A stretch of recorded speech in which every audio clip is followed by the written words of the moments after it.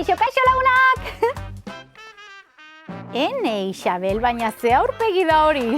Agit, argiaren faktura bat bidali dit lagun batek. Badakizu zer den argiaren faktura bat, ez da, Lauratxo? Noski, Isabel, etxean erabiltzen ditugun argiek eta tresna elektrikoek sortzen duten gastua markatzen duen papera da. Ba, hau, lagun batek bidali dit. Eta hilabetez etxean egon gabe, aurreko hilabetean ordaindu duen kantitate bera ordaindu behar du. Ba, badakit zergatik. Bai? Ba, nik ez dut ulertzen. Hilabete osoan ez da etxean egon, ez du etxetresnarik erabili, ez da argirik ere. Askotan, telebista eta gailu elektronikoak ez ditugu behar bezala itzaltzen, Isabel. Ez?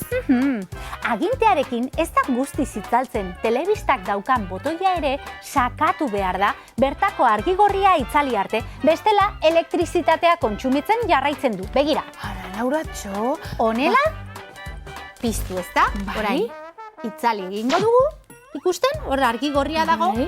ba, botoiari sakatu eta argigorria itzali egiten da. Aizu, ba, hau berria da niretzat.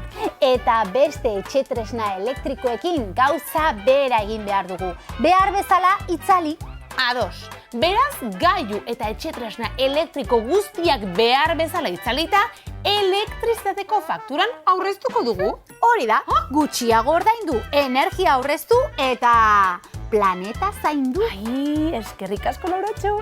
Nire lagunari azaltzera noa. Aio, lagunok! Aio, Isabeltxo! Gero arte lagunak, ea zer botatzen duten.